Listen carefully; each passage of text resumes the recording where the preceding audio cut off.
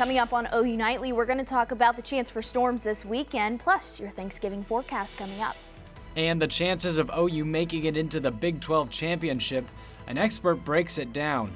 Plus, some big changes coming to FAFSA, how you may be affected. This is OU Nightly.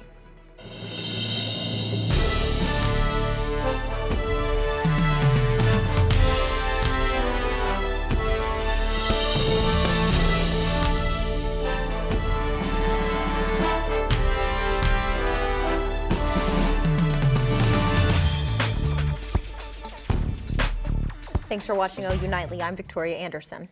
And I'm Noah Mack. We begin tonight with breaking news. Just coming into our newsroom, the former boys basketball coach and athletic director at Shawnee High was found guilty of sexual contact with a minor through technology. The Pottawatomie County District Court clerk confirms a jury found Ron Arthur guilty just moments ago. He was accused of making sexual advances on underage boys using the app Grindr. Arthur is set to be sentenced in February. We will keep you updated on this breaking story. And now we turn to possible severe storms heading into the weekend. OU Nightly meteorologist Chloe Arroyo has that breakdown for us. Chloe, what can we expect?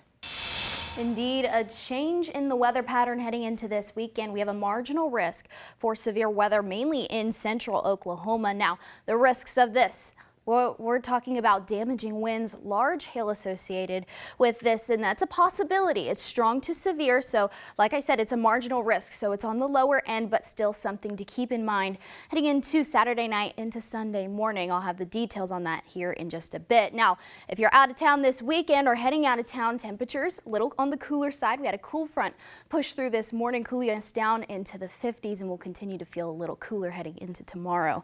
Now, coming up in a bit, we're going to talk about more details on the severe storms on Sunday, the risk for fire danger on Tuesday, and even your Thanksgiving forecast on Thursday, all coming up here in just a bit. Thank you, Chloe. As OU gets ready to take on the Cougars, it's coming down to the last stretch as whether or not the Sooners can make the conference championship. OU Nightly's Dakota Wapakichi talked with an analytics professor within the sports business program on campus. Yeah, these numbers right here are the percentage chances according to ESPN for each of these three teams to win this weekend's games, and these are a lot of numbers that play into who's going to make it to Arlington, and this can cause quite a bit of confusion. The top of the Big 12 standings are dense, and the tiebreakers aren't easy because every team hasn't played every other one in the expanded conference. Now, the math can be in-depth, creating many possibilities for at least one Oklahoma team, if not both, to make the conference championship. Well, I can tell you that the chances are that we've got a really good chance based on probability. There's always the what if. Now, Daly says don't get hung up on these numbers because there's a lot of things that really aren't included, like missed big plays or simply pure luck. We have to look at other variables besides like point scoring and things like that nature. Things like history matter. It's so complex, websites are now popping up as resources for fans to test theories of who they think will win out. So, how do we get Bedlam again? Iowa State would have to beat Texas and Kansas State, and OU and OSU would need to win out. There are scenarios for the Sooners and Cowboys where they win out, but miss out on the championship game. Now, it's really between the Sooners and Oklahoma State and Kansas State trying to get that final spot with Texas only having one conference loss. Now, if the Longhorns do lose, however, it could cause some craziness going into the final week. In Norman, Dakota Wapakichi, OU Nightly. Thank you for that, Dakota. Definitely keeping our fingers crossed here. And if you're planning to apply for FAFSA for the next school year, the application will look a little different. Instead of filling out more than 100 questions, the form is now shrinking to under 50. The Department of Education says this will help make the application process easier for students. But the form will be released 2 months later than usual, with the DOE saying it'll be out around the end of the year. For help with filling out the form and other financial questions, you can set up an appointment with an OU Money Coach at the Student Financial Center in Buchanan Hall. Gaza receives aid as the war between Israel and Hamas continues. Spencer Tabb has that and the rest of today's national and international headlines from the News Center. Israel's war cabinet approves for 2 fuel tankers to make regular deliveries to Gaza to support their water and sewage system. A U.S. State Department official says 140,000 liters of fuel will be delivered every 48 hours. This comes after Palestinian health officials say damage from Israeli strikes or a lack of fuel shut down a majority of hospitals and medical clinics. The U.S. Department of Education launches investigations into 7 schools over alleged incidents of anti-Semitism and Islamophobia. The department official says the schools include a K-12 school in Kansas and 6 colleges, including Cornell and Columbia University. If schools do not comply with recommendations made after investigations finish, they risk losing federal funding. Former First Lady Rosalynn Carter enters hospice care at her home in Georgia. In May, the Carter Center announced that the 96-year-old was suffering from dementia. The nonprofit, founded by former President Jimmy Carter, says the family remains grateful for the outpouring love and support they continue to receive. Jimmy Carter also entered hospice care back in February. And Honda recalls nearly 250,000 vehicles due to an engine issue that could increase the risk of a fire or crash. Noah, Victoria. Thank you for that, Spencer. The OU American Sign Language Club gets a once-in-a-lifetime opportunity. OU Nightly's Stone Weber has the story. At OU's last Saturday home game in the Big 12, the American Sign Language Club did something for the first time in their history, signing the national anthem at Gaylord Family Oklahoma Memorial Stadium. And although the group has been practicing for months, there were some pregame jitters. It was really nerve-wracking. There were a lot of emotions going on. People were nervous, but it was also like excitement. We were so ready to be out there. We just hated waiting off to the side and just knowing that we were going on in any minute. But once they started, it was business as usual. Once we got out there, it just felt like we had done it a million times. We had practiced on the field beforehand, and so we knew where we were going to be, how it was going to look, and it just became real. And although they're at the University of Oklahoma, performing the national anthem connected an unlikely friend. Also, one of our officers, after we were out on the field and she went up into the stadium to sit with her family, there was a family sitting behind her from West Virginia that was deaf, and they were saying it's so amazing that we have an ASL club and we were able to do that on the field and to represent them. They were very appreciative. According to a 2019 U.S. Census, 194,000 Oklahomans, or 5% of the state's population, are hard of hearing. And that number reaches OU's campus. Everybody realizes that there's a deaf population of students on our campus, and so to be able to represent them and just get that awareness of sign language out in the open was really, really great. Stone Weber, OU Nightly. Thanks for that, Stone. And if you're wanting to learn more about ASL or OU's deaf community, check out OU Engage for more information. With Thanksgiving just around the corner, food banks and nonprofits are looking to give back and support our local communities. Campus Care Coordinator Matt Marks and the OU Food Pantry have teamed up with local grocery store Crest to make over 500 Thanksgiving to-go packages containing mashed potatoes, mac and cheese, bread rolls, and more. Yeah, well, our goal is to get rid of all of the bags and hand them out. We're going to have a lot, I think, that will carry over into next Tuesday, right before Thanksgiving. But this is more than we put together last year. Last year we did about 400, and like I said, we put about 520 bags together this year. We just hope to hand them all out before Thanksgiving. If you're looking to get your hands on one of these to-go packages before the holiday, head to the food pantry located in the Cates Center. The pantry will be open next Tuesday, the 21st, from 8 a.m. to 6 p.m. And the Pride of Oklahoma is diving into the world of heavy metal. Find out what title the Pride is competing for when we return. Plus, a look at the weather coming up right after this.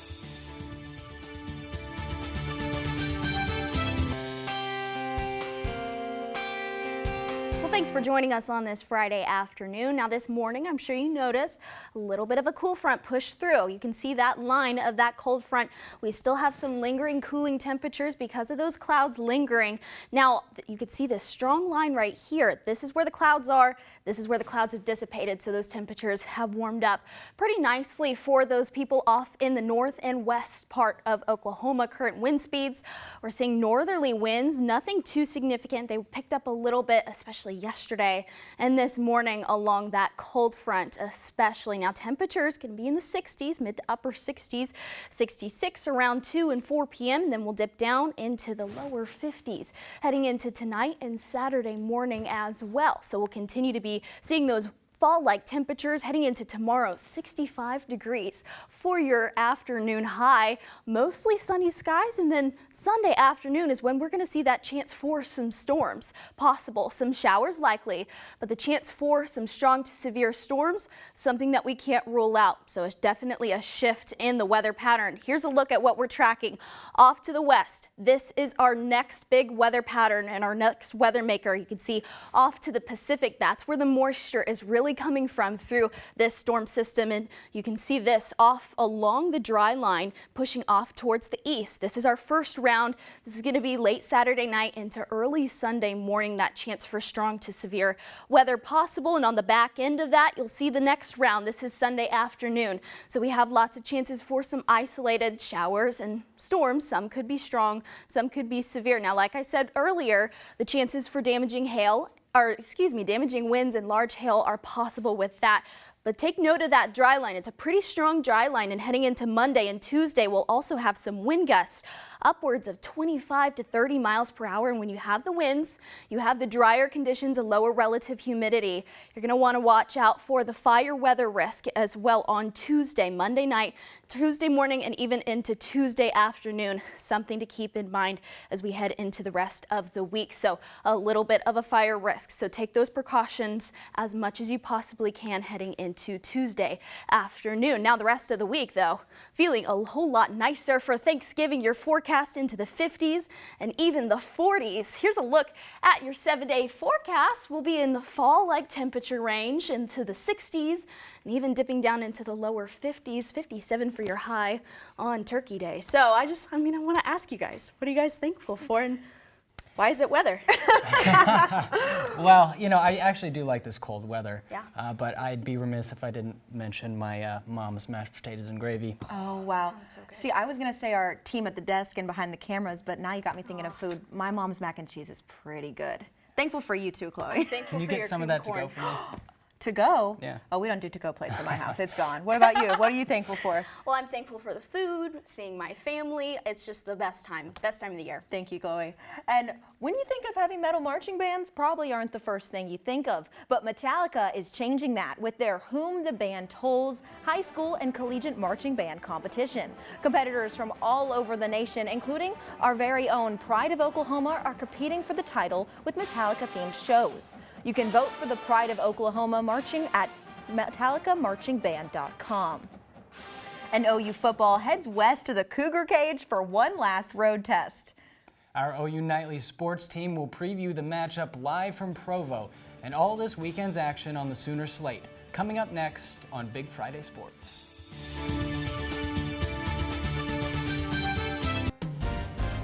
Welcome to Big Friday Sports. I'm Melina Samir. And I'm Kaylee Jo Hommel. It's Oklahoma's first time at BYU, and Sooner fans are hoping its first win against the program, too. OU Nightly's Pierce Levelholtz and Stone Weber are live from out west in Provo to preview the clawdown. Hello, I'm Stone Weber, alongside me Pierce Levelholtz, and welcome to Provo, Utah. We're here ahead of tomorrow's matchup between 14th ranked Oklahoma and BYU, the first ever matchup between the Sooners and the Cougars as members of the Big 12 Conference. Yeah, this will also be Oklahoma's first time playing in the state of Utah, so a lot of firsts for the Sooners this weekend. And with just 2 weeks remaining in the regular season, senior wide receiver Drake Stoops is heating up at the right time. He's a strong young man, and that's made a decision to be excellent at what he does and value all the opportunities that he's had. And then his toughness and grit that he represents, man, that's what you want your whole program. What program doesn't want to represent that? Yeah, and another guy who's heating up at the right time is Dylan Gabriel. The Hawaii native idolized former Hawaii quarterback Colt Brennan, who Gabriel just passed for the 10th most passing yards in career history. Just a special thing. It's kind of crazy to look up to a guy, and you obviously playing at this level now. I remember my Colt Brennan posters, and wearing the specific helmet that he wore with the Oakley visor. Just certain little things like that, I think, kind of just make me smile. The first time that Oklahoma This is the first time that Oklahoma will have the earliest kick time in school history, a 10:07 local kick time. And even earlier than that, don't forget to tune in to Game Day U tomorrow, 9 a.m. Central Time. We'll have everything you need to know ahead of tomorrow's matchup. Reporting from Lavelle Edwards Stadium, back to you in the studio. Thanks, Stone. Defensive lineman Jonah Lalulu returns to his roots when OU rides into BYU territory Saturday. At Big 12 Media Days in July, OU Nightly's Brig Bates spoke one-on-one with the defensive lineman and Utah native on the Sooners defense. I'm Brig Bates. Welcome back. Alongside me with Jonah Lalulu, defensive lineman at OU. Second year under Brent Venables. Tell me a little bit, about the team's buy-in this year. First year, a little bit of struggle on the defensive side, but how's it looking coming into the fall?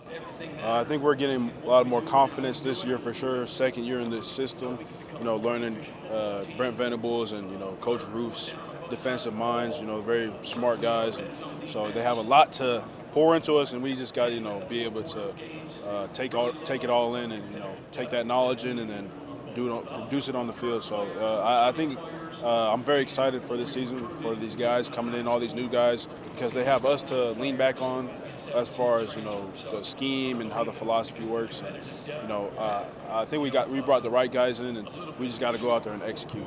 So I imagine most football players are kind of look good, feel good, play good kind of guys. What are some of those tactics you use? Maybe it's dressing up before the game. Fresh fade. I see you got one right now. So maybe a chain or two. I don't know. What's your kind of go-to? And make sure you got to always have a fresh cut. Shout out my guy AJ.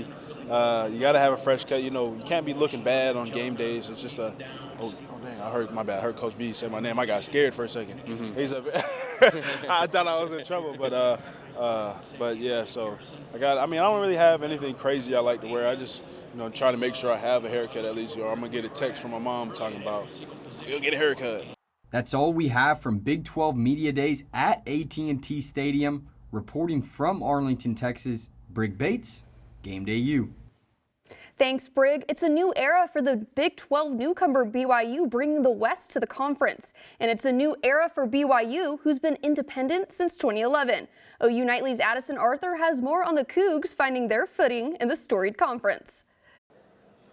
I'm here at Big 12 Media Days, where there's been lots of talk about the Big 12 welcoming 4 new teams, one of them being the BYU Cougars. But the big question everyone is asking, is BYU ready for their Big 12 season debut and to host big teams like Oklahoma? Fans of the Big 12 are going to find out that Lavelle Edwards and its fans love football just as much as anyone. And so they can expect a lot of big, fun games happening at Provo. To have such a storied program as Oklahoma come into town, how can you not get excited for that? I think that's going to be a crazy game, and we're all looking forward to that for sure. Yeah, to be able to host them and a lot of other teams that at this level, because I know a lot of these guys haven't had the opportunity to do that at home yet, because most teams want to play us at a neutral site. The Cougars will face the Sooners on November 19th in Provo, Utah. The last time the two teams played each other was right here on this field in 2009. Reporting from AT&T Stadium at Big 12 Media Days, Addison Arthur, OU Nightly. Thanks, Addison. When we come back, we'll talk all things Sooner sports. From OU basketball legends to volleyball to wrestling, you won't want to miss it.